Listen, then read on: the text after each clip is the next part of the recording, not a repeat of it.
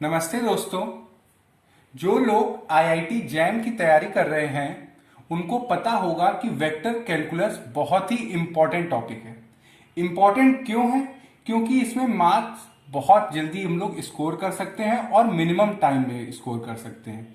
इसलिए IIT jam की preparation में अगर अच्छी रैंक लानी हो तो वेक्टर कैलकुलस बहुत ही ज्यादा इंपॉर्टेंट हो जाता है। इसका रोल बहुत ज्यादा इंपॉर्टेंट है।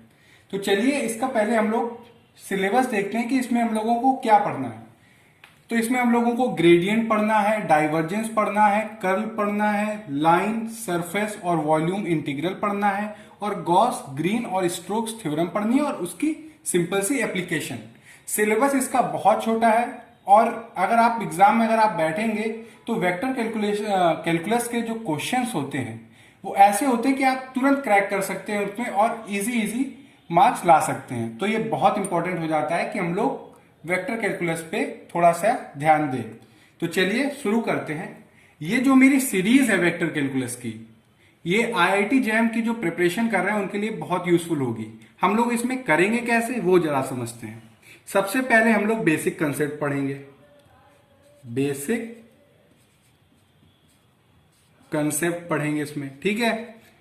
और फिर ऐसे क्वेश्चन करेंगे जो हमें लग सकता है कि आईआईटी जैम में ऐसे क्वेश्चन बन सकते हैं, यानी कि प्रॉब्लम सॉल्व करेंगे। प्रॉब्लम सॉल्व करेंगे, ठीक है। यानी कि बेसिक कंसेप्ट हम लोग पढ़ेंगे, प्रॉब्लम सॉल्व करेंगे और प्रीवियस ईयर के क्वेश्चन सॉल्व करेंगे। प्रीवियस ईयर के जैम के क्वेश्चन सॉल्व करेंगे, ठीक है। यानी कि हम लोगों की स्ट्रेटेजी क्या होने वाली है। सबसे पहले हम लोग ये जो सिलेबस है उसके जितने भी बेसिक फंडे हैं वो समझेंगे और कैसे कैसे क्वेश्चन बन सकते हैं वो करेंगे। फिर जब ये दोनों चीजें हम लोगों की हो जाएंगी तो हम लोग प्रीवियस ईयर के जैम के क्वेश्चन करेंगे। अब मेरा काम कहां पे खत्म हो जाता है, यहां पे। अब आप लोगों को इन तीनों पॉइंट्स पे बहुत फोकस करना है और आपका काम यहां से शुरू हो जाता है। जो भी मैं पढ़ाऊं आपको उसके लिए एक छोटी सी नोटबुक में सारे जो नोट्स हैं जो मैं यहाँ पे लिखाऊंगा वो आपको लिखने हैं। जो प्रॉब्लम कराऊं वो आप लिखिए और जो मैं प्रीवियस ईयर के जैम के क्वेश्चन कराऊंगा वो आप उसको सॉल्व करिए। आप इसको एक बार, दो बार, तीन बार, चार बार, पांच बार, हो सके ज्यादा से ज्यादा बार रिवाइज करें। जब आपको लगे कि आप कॉन्फिडेंट हो गए हैं, कि आपको लगता है कि हम क्वेश्चन सॉल्व कर सकते हैं, तो आप कोई भी पब्लिशर की बुक लीजिए और क्वेश्चन सॉल्व करिए।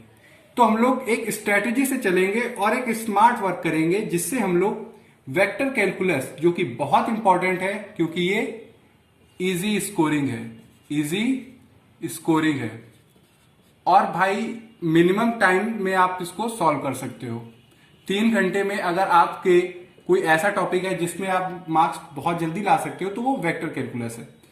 तो आज मैं आपको कुछ नया पढ़ाने वाला नहीं हूं, मगर हाँ, ग्रेडियंट, डाइवर्जेंस और कर्ल, ये तीनों एक ऑपरेटर की मदद से निकलते हैं जिसको हम लोग बोलते हैं del.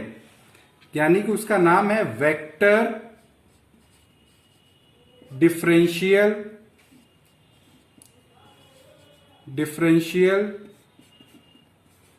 Operator. Vector differential operator, इसकी मदद से, यानी कि इसको हम लोग बोलते हैं डेल। इसका सिंबल कुछ ये होता है। इसकी मदद से हम लोग ग्रेडियंट भी निकालेंगे, डाइवर्जेंस निकालेंगे और कर्ल निकालेंगे, ठीक है। तो आज हम लोग वेक्टर डिफरेंशियल ऑपरेटर के बारे में थोड़ा सा समझते हैं कि वेक्टर डिफरेंशियल ऑपरेटर होता क्या है। वेक्टर डिफरेंशियल ऑपरेटर हमारा होता है डेबर अपॉन डेबर एक्स आई कैप, डेबर अपॉन डेबर वाई जे कैप, डेबर अपॉन डेबर जेड के कैप। ये होता है हमारा डेल, यानी कि वेक्टर डिफरेंशियल ऑपरेटर। आज आपको कुछ मैं नया नहीं पढ़ा रहा हूं, बस थोड़ा सा इंट्रोडक्शन दे रहा हूं वेक्टर कैलकुलस पे। नेक्स्ट क्लास में हम लोग ग्रेडियंट के बारे में पढ़ेंगे और उससे हम लोगों का आईआईटी जैम की प्रिपरेशन स्टार्ट करेंगे। तो ये होता है हमारा वेक्टर डिफरेंशियल ऑपरेटर जिसकी मदद से हम लोग ग्रेडियंट, डाइवर्जेंस और कर्ल निकालते हैं।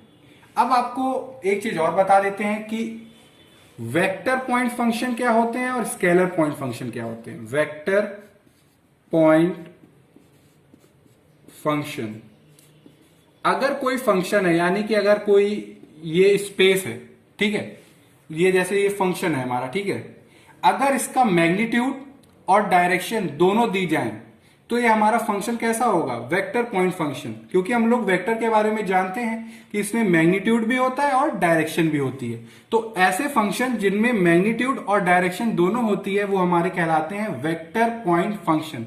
अब जैसे मान लीजिए हम एक्स वाई जेड, ये एक ऐसे ही है, मगर अगर इसको हम डायरेक्शन दे दें आई कैप, तो यानी कि एक्स एक्सिस के अलोंग ये हमारा इतना फंक्शन है, ठीक है। Y square Z J cap x के कैप, ये हमारा कोई ऐसा फंक्शन दिया हुआ है। तो आप देखेंगे इसका मैग्नीट्यूड भी है और इसकी डायरेक्शंस भी है, यानी कि आई जे के में हम इसकी डायरेक्शन को भी रिप्रेजेंट कर रहे हैं और मैग्नीट्यूड को भी रिप्रेजेंट कर रहे हैं। अब इसके बाद एक और आता है, वो है scalar point function. Scalar point function, scalar point function, जो हमारा स्केलर पॉइंट फंक्शन होता है इसमें सिर्फ और सिर्फ मैग्नीट्यूड होता है, डायरेक्शन नहीं होती। अब कोई भी फंक्शन है x y square z cube, ये है, इसमें अगर डायरेक्शन ना लगाएं तो ये हमारा क्या हो गया, स्केलर पॉइंट फंक्शन। तो बहुत सिंपल है, वेक्टर पॉइंट फंक्शन क्या होता है, जिसमें मैग्नीट्यूड डायरेक्शन दी हो। स्केलर पॉइंट फंक्शन सिर्फ और सिर्फ मैग्नीट्यूड दिया हो।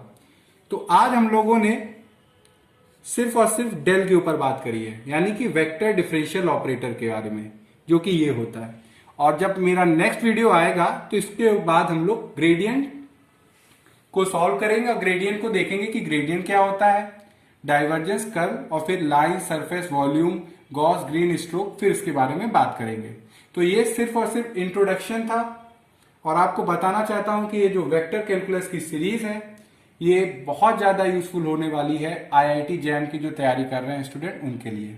ठीक है, थैंक यू।